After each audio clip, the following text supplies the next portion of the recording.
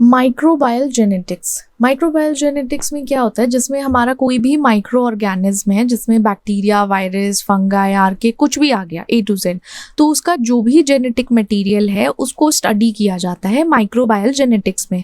Main focus जो रहता है इसमें जीन ऑर्गेनाइजेशन है, इनहेरिटेंस है, ट्रांसफॉर्मेशन, लाइक आपका ट्रांसफ़र किस तरीके से हो रहा है, बहुत सारी चीज़ें पढ़ी जाती हैं इवैल्यूएशन में। मतलब एक तरीके से माइक्रोबायल या माइक्रो ऑर्गेनिज्म का जो भी जेनेटिक्स है, जेनेटिक मटेरियल है, उसको पढ़ना है, उसकी स्टडी एक तरीके से। ठीक है, अब इस फील्ड में क्या ज़रूरी है, ये जानना ज़रूरी है, समझना ज़रूरी है कि माइक्रोबायल डाइवर्सिटी कैसे है, उसका इवैल्यूएशन क्या है, इवोल्यूशन, इकोलॉजिकल रोल क्या है और किस तरीके से एप्लीकेशन है उसको यूज़ किया जा सकता है बायोटेक में।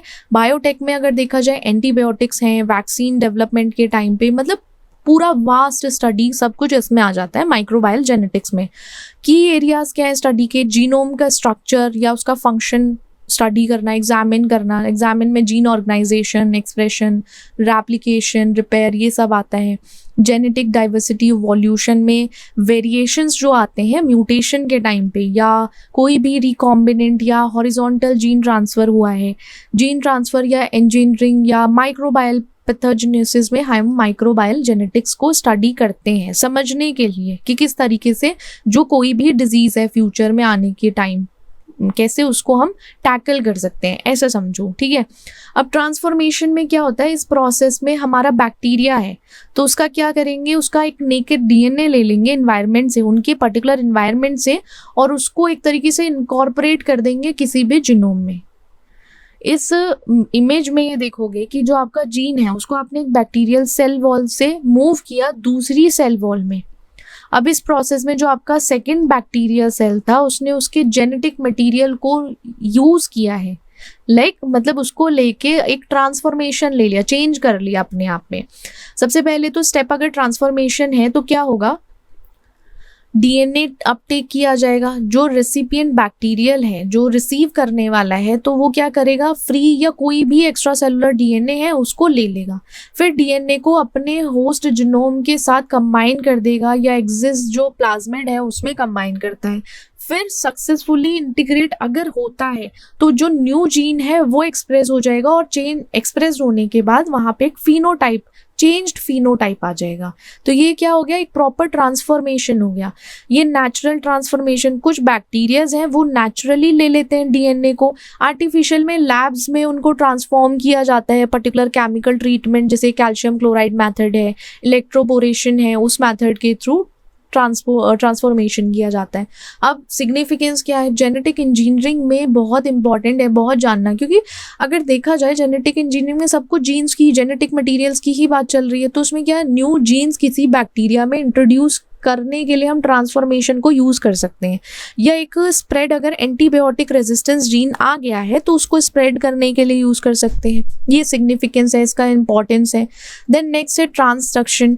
ट्रांसडक्शन एक ऐसा ट्रांसफ़र है उसमें जेनेटिक मटेरियल को किसी भी एक बैक्टीरिया से दूसरे बैक्टीरिया में ट्रांसफ़र कर देते हैं वाया बैक्टीरियोफेज। जो बैक्टीरियोफेज है वहाँ पे वायरस क्या करेगा, वो इन्फेक्ट करेगा बैक्टीरिया को, तो उसमें क्या होगा, ट्रांसडक्शन में बस इतना है, आपका जो भी जेनेटिक मटेरियल है वो ट्रांसफ़र हो जाएगा one bacteria to another bacteria, किसके, वाया बैक्टीरियोफेज, वो ट्रांसडक्शन है।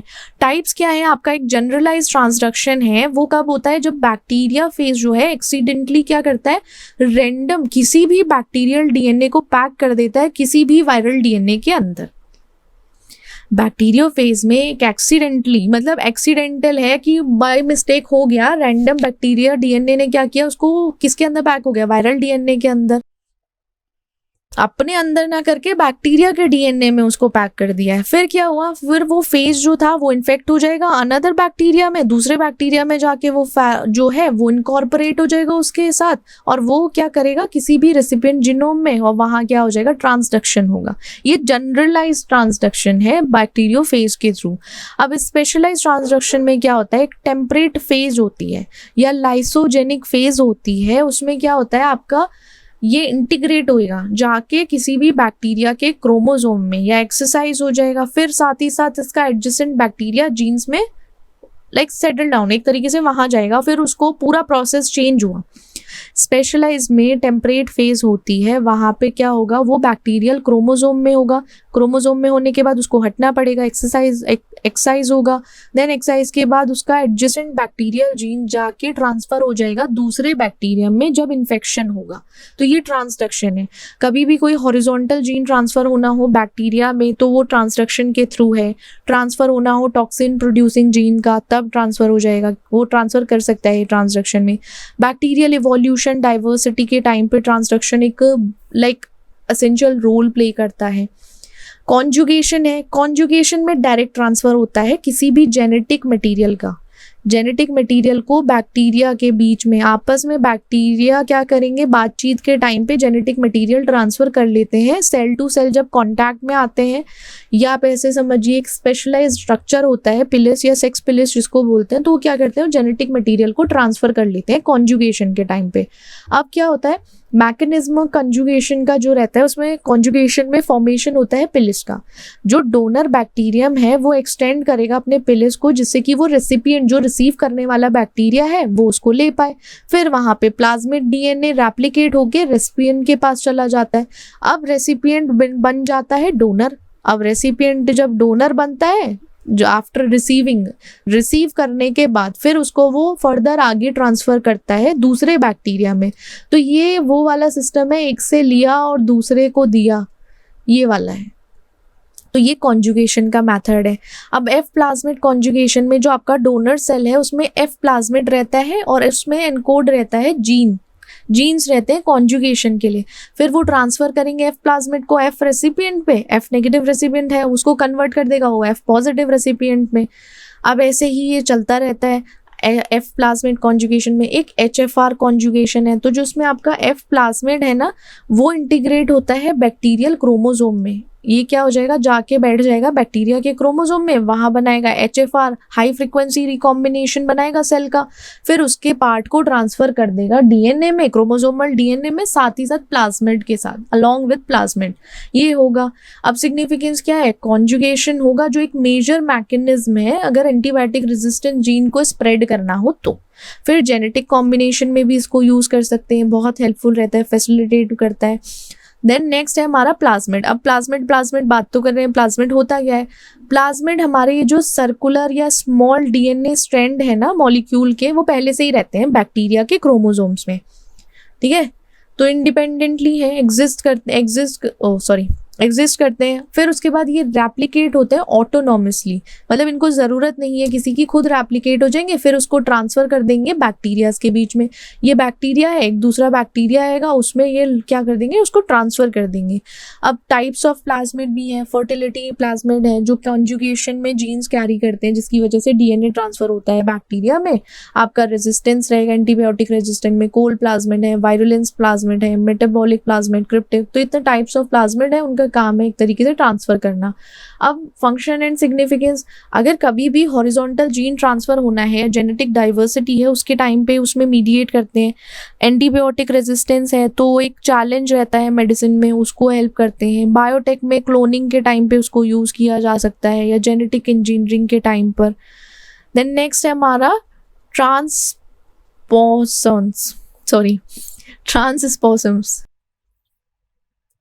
अब इसको ऐसे पढ़ लो, ट्रांसपोसन्स या ट्रांसपोसन्स जो भी है, जीन जंपिंग मान के चलो। इसमें क्या होता है कि आपका जेनेटिक एलिमेंट जो है वो मोबाइल है, मतलब वो भागता दौड़ता कूदता फिरता है, वो मूव कर सकता है जिनोम्स के अंदर ही, एक लोकेशन से दूसरी लोकेशन पर जा सकता है, क्रोमोसोम्स और प्लाज्मिड के बीच में भी वो घूम सकता है। तो ये ट्रांसपोसन्स जो है, जंपिंग जीन्स जिसको बोलते हैं, उसमें आपका कोई भी जेनेटिक एलिमेंट है वो मूव कर सकता है।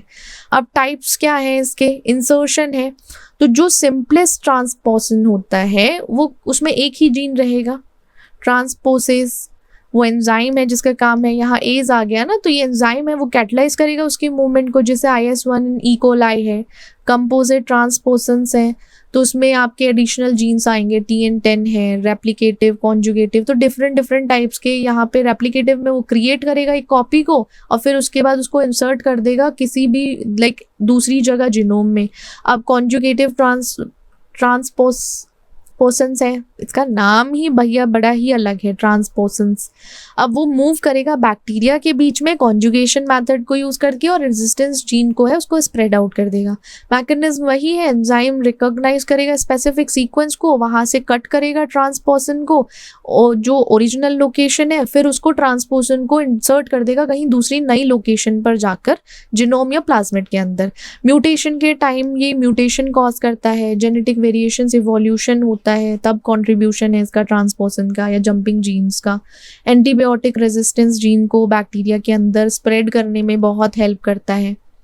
देन आपका माइक्रोबायल बायो ट्रांसफॉर्मेशन है, इसको आप माइक्रोबायल मेटाबॉलिज्म या बायो कैटालिसिस भी बोल सकते हैं। इस प्रोसेस में माइक्रो ऑर्गेनिज्म जैसे बैक्टीरिया, फंगाई, ईस्ट वो क्या करते हैं, वो ऑर्गेनिक कंपाउंड को किसी डिजायरेबल प्रोडक्ट में कन्वर्ट करते हैं। एक तरीके से ऐसे समझो, एक प्रोसेस जिसमें माइक्रो ऑर्गेनिज्म है वो कन्वर्ट हो जाता है किसी भी डिजायरेबल प्रोडक्ट में, मतलब उसका ट्रांसफॉर्मेशन हो गया, चेंज हो गया।